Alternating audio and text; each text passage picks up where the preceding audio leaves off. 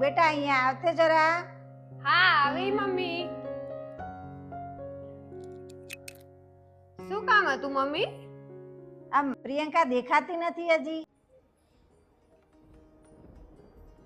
મારા નામની માળા જપો છો એના કરતા ભગવાનના નામની માળા જપો તો બહુ સારું. પ્રિયંકા જરા ધીમે બોલ. હું જ્યારે તારી જોડે વાત કરું છું ને તો સરખો જવાબ આપતી જ નથી.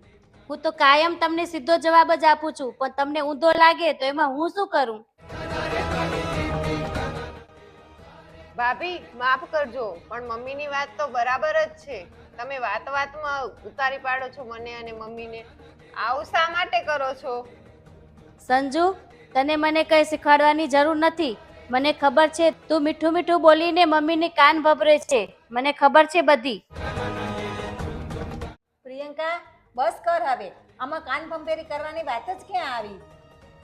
અને જ્યારથી આપણો સમય ફરી ગયો ને ત્યારથી તારું વાણી અને વર્તન બંને બદલાઈ ગયું છે. મમ્મી, એટલે તમે શું કહેવા માંગો છો? આપણા ઘરમાં સમય મારા લીધે ખરાબ આવ્યો છે? એટલે હું શું કરું? બે તમારા દીકરામાં આવડત નથી એ તો મારો શું વાંક? ભાભી તમે રહેવા જ દો. કોના કેટલી આવડત છે અને કોના કારણે થયું છે એ તો બધાને ખબર જ છે. સાચી વાત તમે પણ જાણો છો. જ્યાં સુધી મુઠ્ઠી બંધ રહે ત્યાં સુધી સારું છે. એટલે તારા જેઠનો જ બધો વાંક હતો? કુનાલભાઈનો કશું કઈ વાંક જ નતો? તમે બે શાંત રહો. જે સુખના દિવસ આયા છે ને એ પણ નહીં રહે.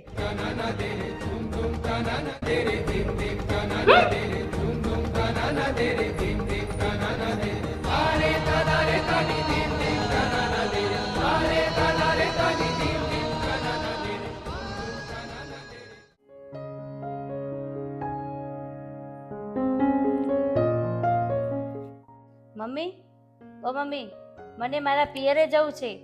મારા પપ્પાનો ફોન આવ્યો હતો હમણાં. કેમ આમ અચાનક?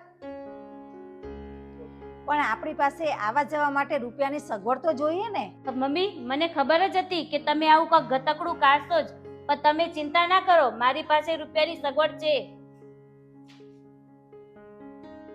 પ્રિયંકા તું રૂપિયાની સગવડ ક્યાંથી કરી આવી? રૂપિયા ક્યાંથી લઈ આવી?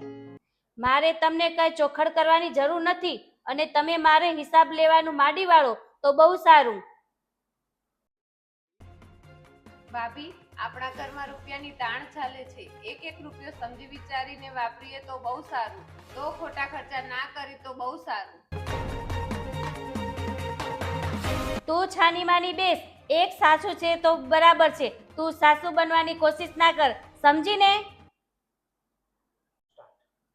પ્રિયંકા એમાં કઈ ગુસ્સે થવાની જરૂર નથી. સંજુએ ક્યાં ખોટું કીધું છે? હમણાં ક્યાંય બહાર જવાની જરૂર નથી. મમ્મી, મને બધી જ ખબર છે. તમારી આંખે સંજુને જ ભાળો છો. આ ઘરમાં મારી કોડીની કિંમત જ નથી. હું આ ઘરમાં મોટી છું અને જેઠાણી છું. તું દેરાણી છે એટલે દેરાણી થઈને જ રહે અને જેઠાણી થવાની કોશિશ ના કર. તો શું પ્રિયંકા, તું શું કરી લઈશ? મોટા થવું ને તો મોટા મન રાખવા પડે. આમ ઘરની પરિસ્થિતિ પહેલા સમજવી પડે. આમ ઉંમરથી કે સફળથી કોઈ મોટું થઈ નથી જતું. મમ્મી, ભાભીને પિયર જવું છે તો જવા દો ને. આવી નાની એવી બાબતથી ઘરમાં કંકાસ થાય એ સારું ના કહેવાય. ભાભી તમે જાઓ. સંજુ, એમાં તારી પરમિશન લેવાની જરૂર નથી. હવે મારે પિયરે નથી જવું. ભલે ને મારા મમ્મી ને પપ્પા રાહ જોવે. તમને શાંતિ થઈ ને બંનેને?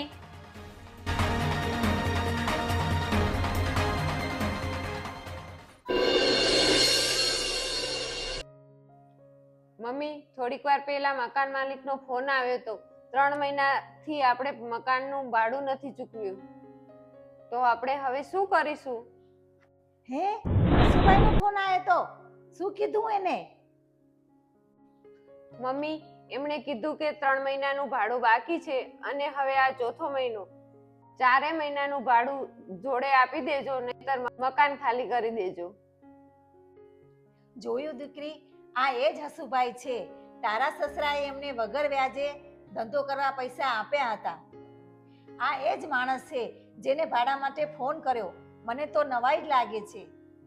મમ્મી, આમાં નવાઈની કાંઈ વાત જ નથી. જ્યારે સમય બદલાય છે ને ત્યારે બધા સંબંધોનું સમીકરણ બદલાય છે.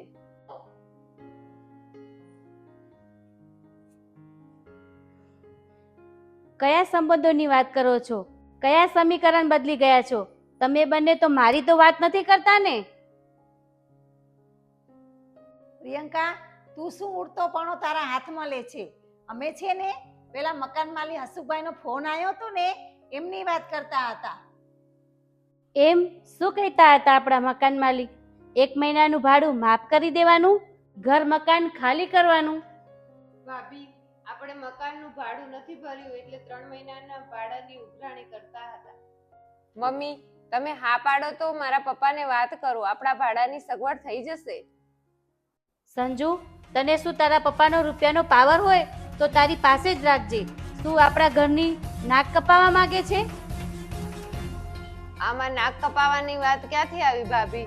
અને રહી વાત મારા પપ્પાના પૈસાના પાવરની, તો એનો જવાબ મારી પાસે છે. પણ હું એનો જવાબ નહીં આપું, એનો જવાબ તો સમય જ આપશે. પણ થોડીક રાહ જોવી પડશે.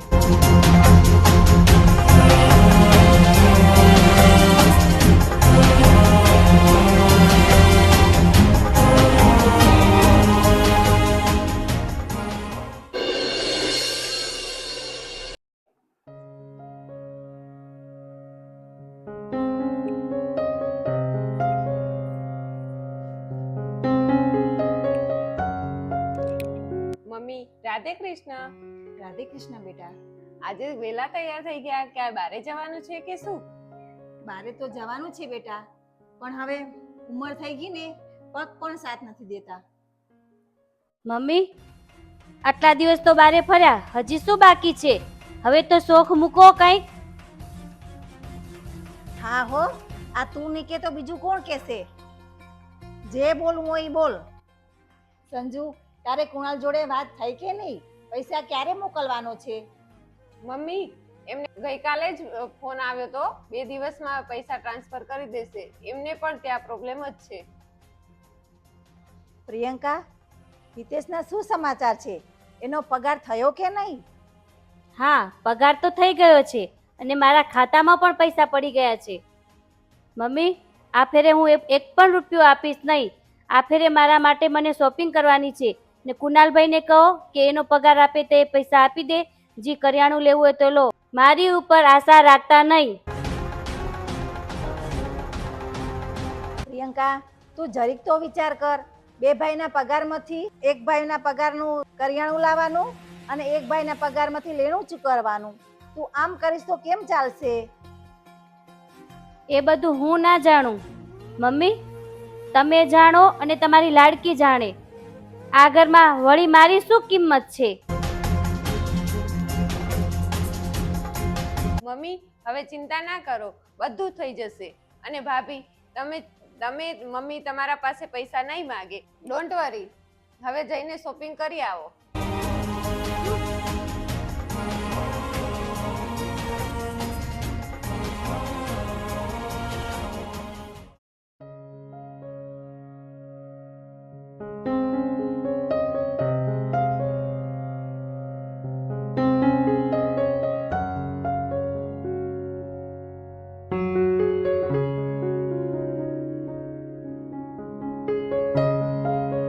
પ્રિયંકા બાબુ તો હવે હદ વટાવી છે, કઈ સમજવા જ તૈયાર નથી. આ હિતેશનો પગાર આખો વાપરી નાખ્યો. આપણે હવે ઘર ચલાવીશું કે લેણું ચૂકવીશું? મમ્મી, મેં તમને સવારે જ કીધું હતું ને, તમે ચિંતા ના કરો, ભગવાન પર ભરોસો રાખો. છેલ્લે નહીં થાય તો મારા પપ્પાને ફોન કરીને કહીશ. બેટા, ભૂલે ચૂકે તું આવી ભૂલ ના કરતી. આપણે સગા સંબંધીમાં માથું ઊંચું રાખીને હાલવું હોય ને તો ક્યારે કોઈની મદદ ના લેવી જોઈએ. પણ મમ્મી, ખરાબ સમયમાં તો આપણને આપણના કામ આવે. આમાં ખોટું શું છે? આપણે ક્યાં એના પૈસા રાખવા છે? એ સારો સમય આવશે એટલે દૂધે ધોઈને પાછા આપી દેશું. જો બેટા, સમય સમયની વાત છે. ભરતી અને ઓટ તો જીવનમાં આવ્યા જ કરે. જો બેટા, સગા પાસેથી રૂપિયા લઈએ ને તો જિંદગીભર આપણી પર ઋણ રહી જાય. મારે એવું નથી કરવું. ઠીક છે મમ્મી, હું તમારી વાત અને ભાવનાઓને હું સમજુ છું, પણ અત્યારે આપણી પાસે કોઈ રસ્તો નથી. તેમ છતાં તમારી ઉપરવટ જઈને કોઈ પગલું નહીં ભરું. તમે મારી ઉપર વિશ્વાસ રાખજો. બેટા, મને તારી સમજ અને સંસ્કાર પર ગર્વ છે. જો તારી જેઠાણી આવું સમજતી હોત ને તો બહુ સારું. મમ્મી, પ્રિયંકા ભાભી પણ સમજી જશે. એનાથી આપણા ભૂતકાળના દિવસો ભૂલાતા નથી. એ હજુ પણ યાદ કરીને જીવે છે. એક દિવસ પણ આપણો રજવાડો હતો અને ભાભી રાણીની જેમ રહેતા હતા. એ વર્તમાન કાળને સમજી નથી શકતા. બેટા, માણસને હંમેશા વર્તમાનમાં જ જીવવું જોઈએ. સમય કોઈનો ક્યારેય એક સરખો રહેતો નથી. આ વાતને સમજવા ઘણી ઊંડી સમજણની જરૂર છે, પણ એ આ પ્રિયંકામાં નથી. હશે, જે આ થવાનું હોય થશે, જે આ ધણીએ ધાર્યું એ થશે.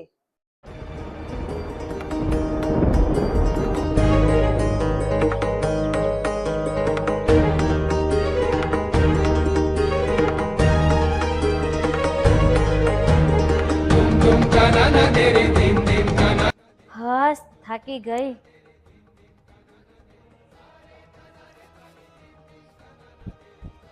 આવી ગઈ અને કેટલા રૂપિયાનો ધુમાડો કર્યો? 2 મિનિટ તો શ્વાસ તો લેવા દો. ઘરમાં પાગ મૂક્યો નથી ને ઇન્ક્વાયરી ચાલુ થઈ ગઈ નહીં?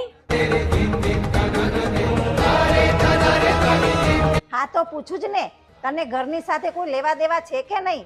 તને ખબર તો છે ઘરની પરિસ્થિતિ કેવી છે?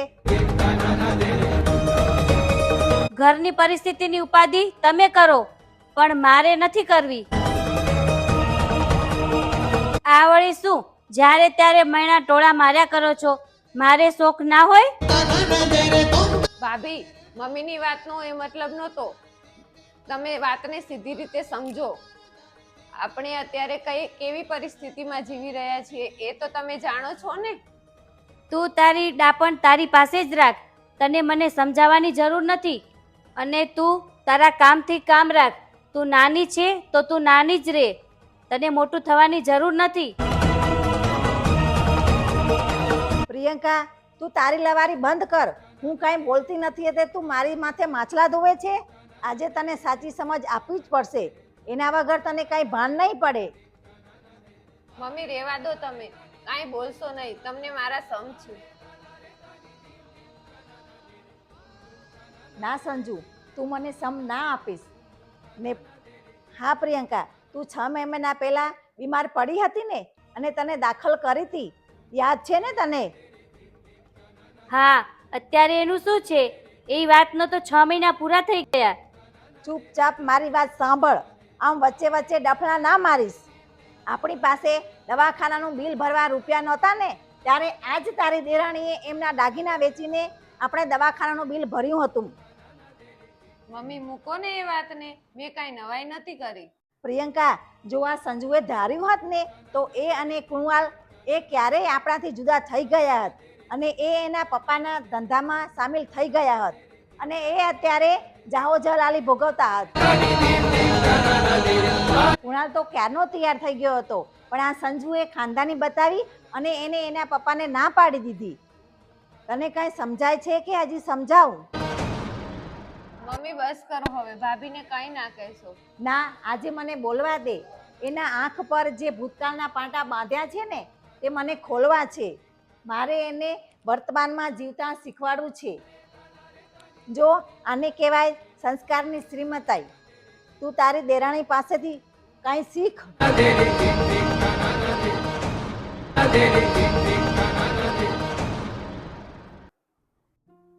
સંજુ, મારી બેન, તે અને મમ્મીએ જિંદગી મારી જીવતા તમે બંને શીખવાડી દીધી. સમયનું માન આપીને સમય સાથે કેવું ચાલવું એ આજે મને ખબર પડી ગઈ. મમ્મી, અત્યાર સુધી મેં મારા મનનું જ ધાર્યું. મેં તમારી વાતનું એક પણ કયું ના માન્યું. પણ હવે તમને નવી પ્રિયંકા જ જોવા મળશે. આજે મારી ભૂલનું ભાન થઈ ગયું.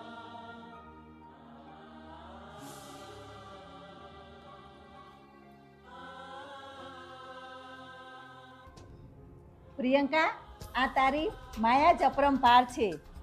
ક્યારે તું કયું રૂપ ધારણ કરી લે એ મને ખબર જ નથી પડતી.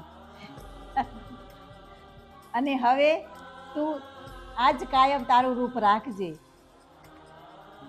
આમ સમયની વાત છે. સમય તો બધાનો આવે છે. પ્રિયંકા જેવી પ્રિયંકાનો સમય આવતા એ સુધરી ગઈ.